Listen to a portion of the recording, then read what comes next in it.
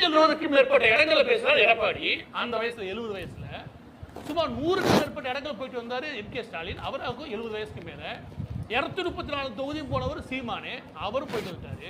ஆனா இவங்க எல்லாரோட இது எடுபடாம விஜய் இது எப்படி எடுபடுது அப்படின்னா, வெறும் 18 இடங்கள்லாம் ஒரு நாள் விட்டு ஒரு நாள் லீவு வேற.